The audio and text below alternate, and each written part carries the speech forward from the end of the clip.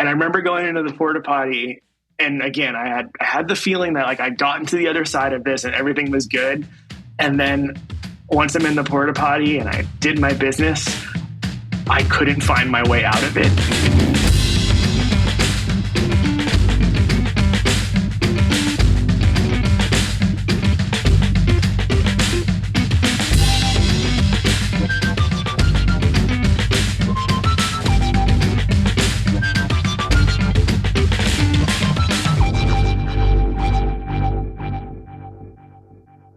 Welcome to Atypical Daydream, a podcast about life on the road. I'm Josh, your host, and thanks for stopping by. My guest today is Joey Siara. He's a singer, songwriter, and band leader. You'll know him from the Henry Clay People and his current band, Near Beer. Joey's stories reveal the strained but loving family dynamic that binds bands together for life.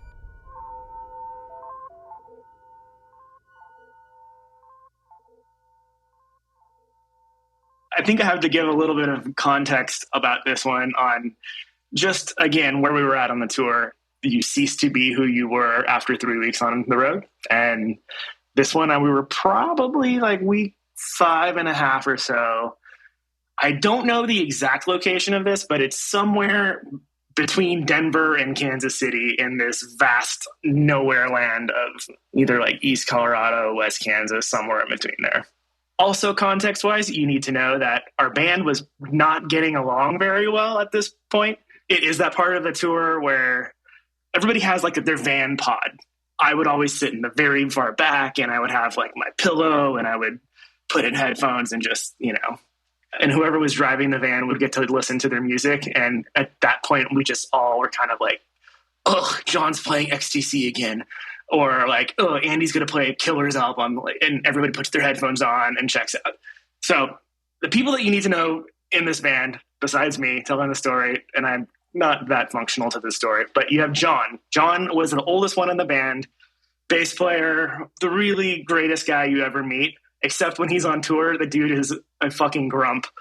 And I love him dearly. He's a brother who also was known to take like 30-minute shits. Anytime John needed to go to the bathroom, it was like an eye-rolling ordeal because we were like, oh, great, we're going to miss our set or we're going to be late for sound check, yada, yada, yada. Well, John was always our grumpy older brother because he was older and he had more music references and he has done this for a while in various iterations. And so he was still taking orders from two kids that were 10 years his junior, I think that for him, going to the bathroom for a half hour was not like he actually was pooping for a half hour. I think it was just like, I'm going to the bathroom for a half hour because I need to get the fuck away from you people. And I need to have my like Zen space. So if you text me while I'm pooping or you make me feel, you knock on the door, I'm just going to ignore you because I don't want to hear you, think about you. And I need my alone time.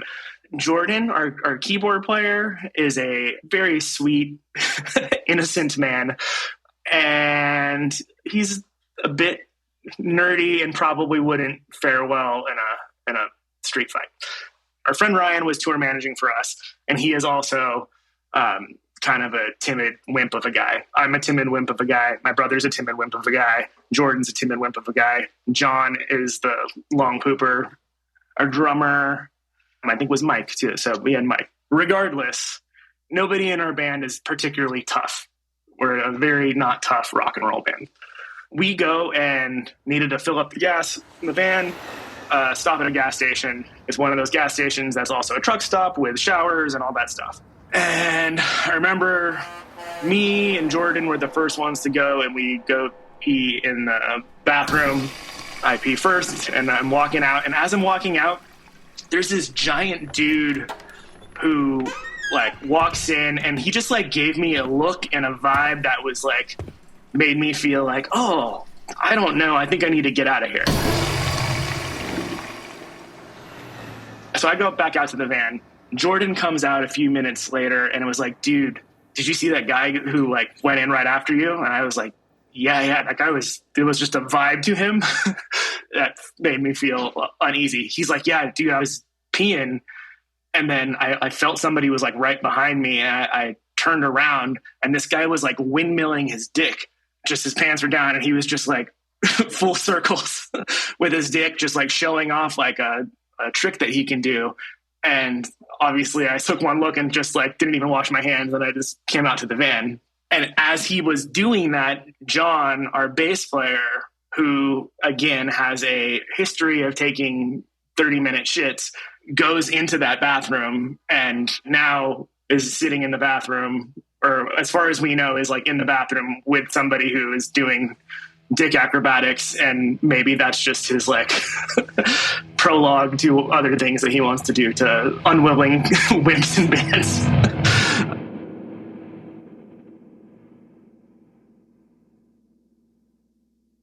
We were all like clustered in the van now. And so we're all texting John and he's not responding at all. And we knew he had his phone with him. And so we were just really confused why he wasn't responding. And we were like, should we go in? Like, what are we going to do? That guy was like 6'7". We're not going to go in. That guy would crush our skulls. What if he has a gun? We confirmed that he was a trucker who had another buddy in the truck with him, like another big dude who was like part of his truck posse. And we've confirmed this because 5 minutes or so later, the guy comes out, takes off his shirt and puts on a fresh shirt and then goes back in. And John, our bass player, still had not come out. And so everybody in the band is panicking, going like, oh, dude, did he like fuck John up? Did he like beat him up? Is he like changing his clothes because there's blood on them? What the fuck's going on? And again, to emphasize, our band was not getting along at the time, but we all kind of agreed at this moment, like, you know, I think we got to go in there. I think we got to go. And like, if John's in trouble, if John's getting beat up or worse, I think we got to fucking do something like now. And so we all dug through the van and like, I found like a broken drumstick and like somebody else found like a little screwdriver. And there was the most like stupid looking posse of 4 dudes going in, trying to puff ourselves up into the bathroom. And we go in there and John is just exiting, like pooping, like he just, like nothing ever happened. The guy's gone and that's kind of it. But the moral of the story is that a band that fucking hated each other had grown really sick of each other. It made us realize that, like, despite me being sick of these people, I would still get the shit kicked out of me for these guys, for John specifically. And it did make us bond in a way at this part of the tour where I feel like we had kind of lost that, like, no, we're a band of like buddies and friends and we would do anything together. And yeah, I didn't want John to get killed.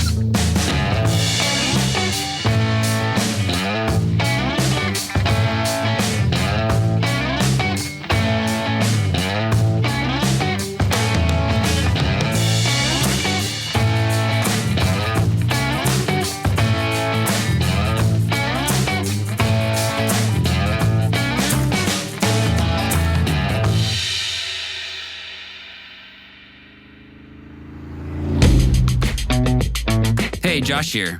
I love making this podcast and I'd love to make it my full-time gig. Besides telling the stories, I'm basically a one-man band and that takes time. If you're enjoying the podcast, please consider becoming a patron. You'll have access to loads of great bonus stories and you'll have the satisfaction of knowing that you're supporting a truly independent podcast. Find the Patreon link in the show notes. And thanks. There are plenty of bands that we've seen that are like, oh, those guys are like road dogs and they're not holding anybody's hands and they're high and loaded and they still get to the next venue on time. And we were just not that. We were anxious suburban San Diego, LA. There's actually this is a slightly different story, but it is the story of the worst night, and I'm pretty sure it was my worst night of my life, worst night of my brother's life. And it's silly. It's like a cliche ate a bad drug cookie story. But like Japandroids had dropped out of the Sasquatch Festival because of some health issues. And I think we were kind of like the Frosh soft version of Japandroids. And so we got last minute called up to play Sasquatch. And so we go and we play the Sasquatch Festival, and, you know, you're camping outside and everybody's camping. You have tents and it's kind of a whole Pacific Northwest vibe. And our crusty campground neighbor was like, "Oh, we have cookies here. Have some cookies, guys. Oh, actually, don't eat those before you play. Just warning you." And so we're like, I get it. We won't eat these before we play. And we play our set. And then, night rolls around and we're like, where did those cookies go? And so one by one, everybody in the band just inhales a cookie, except for John Price, our grumpy bass player who at age 35 was the elder statesman and knew not to eat the cookie for whatever reason. After we ate the cookie, everybody ate their cookie. Everybody in the band kind of split up and did their own thing, except for me and my brother. We went and we saw Of Montreal. I remember the first thing, we were on stage and it was like Of Montreal was playing and they were on stage and they have like, they're kind of like psychedelic stuff and they have like people in like pig masks like 69ing each other on stage. And I just started to get like a little bit like, oh, I don't know if I like this. And then there was a strobe light and the singer of the band like smashed a guitar. And I just started to feel like this is violent and I don't like violence. And I was with my brother at the time and I was like, can we go for a walk or something? I just need to get away from this. And I remember there was one fucking convenience store for this whole music festival. And so there was just 100-yard line to get into this convenience store. And all I wanted to do was just like chug water and eat something because I was thinking maybe that could help. So we wait in this line probably like an hour to get into the convenience store. But right as we get to the door, I start to just freak out. Like, I can't go in there. I just can't go in there. I don't know, the lights or something. I just feel really weird. And somebody had an extra bit of a granola bar and they saw that I was like freaking out. And they're like, hey, we want a granola bar or something, man? And so I was like, yeah. And so I ate this granola bar, but I just inhaled it so fast. And I had like no spit in me. And it was just like spitting powder. And I looked like a crazy person just standing at the front of this convenience store, refusing to go in. And my brother said, you know what? I'm going to go in. I'm going to get you a hot dog or something like substantive. And then we'll go back to the campsite. And so I'm just sitting there, again, breathing granola bits as my brother goes in and gets a couple hot dogs or something, puts them in a microwave.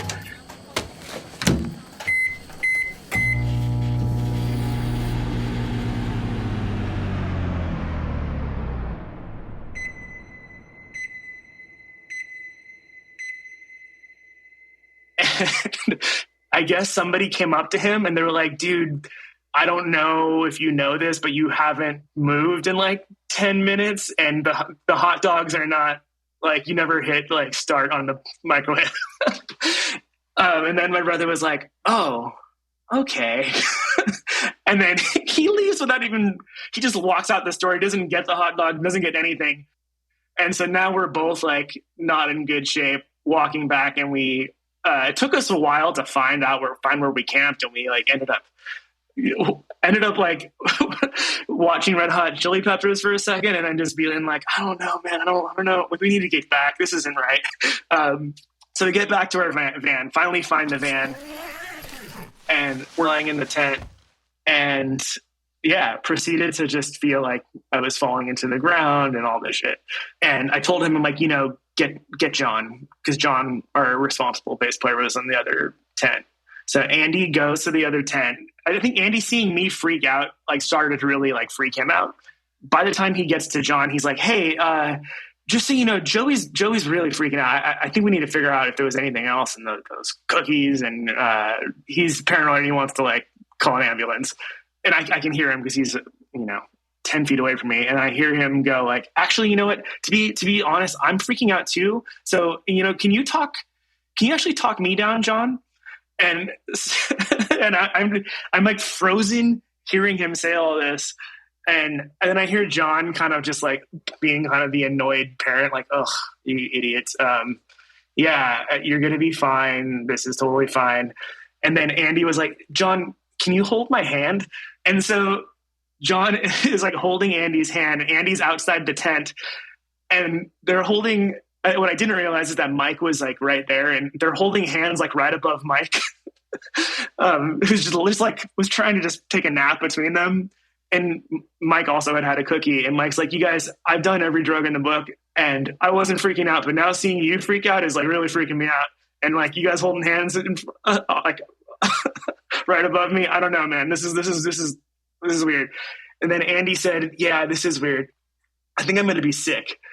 And John is like, dude, if you're going to puke, fucking don't puke right here. Like, go away. And so my brother, who is right in, like, you know, sitting at the right where the tent opens, just does like a 180, but is still in the exact same spot where he was, and just like pukes right in that spot. And so then John starts like yelling at him, what the fuck you doing, man? Like, and my brother's like, I'm sorry. I don't know what I'm doing. I remember at some point John did come to my tent to check on me, and he said that I was just like curled up in a corner, like looking at him like, oh dear God. And he just said he knew that there was nothing to do. And he found the woman who made the cookies, and I think he asked if there was anything else in it. And she said, no, there was just like a ton of weed. And she's like, that's it. At some point I wake up at like 3:30 in the morning feeling like, oh, I got to the other side of it. I woke up and I'm fucking not super high right now.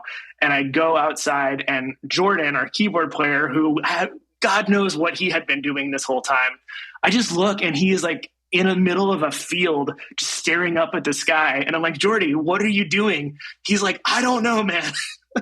And then I was like, oh no, I think I'm still a little high, because Jordan's still really high. And he's like, yeah, that cookie is really messing me up. So I told him to go and have John talk him down.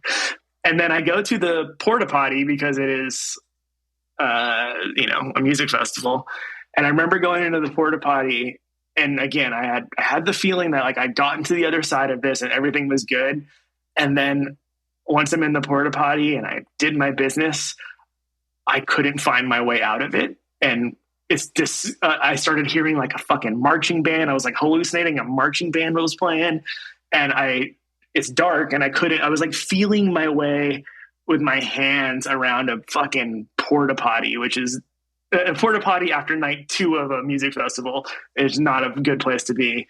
And I was like, this is fucking terrible. And I eventually got out of there, and I actually felt high for like 2 days, pretty straight. It was not fun, and I have not smoked nearly as much since then. But yeah, every person in our band had a terrible experience with the weed. John had a terrible experience being the one guy who didn't eat the cookie because he had to take care of all of us. I want to thank Joey for sharing his experiences. Make sure to check out Joey's band, Near Beer. You can find them on Instagram at NearBeerLA or online at nearbeerla.com. This podcast was created and produced by me, Josh Caldwell. Music by Visual Aid, my side music project. General support and copywriting by Miranda Caldwell. If you like the show, please follow, subscribe, rate, and review wherever you listen to podcasts. And if you'd like to financially support the show, check out my Patreon page. You'll have access to loads of great bonus stories. You can find the link in the show notes. Thank you for listening, and I hope you come back next week.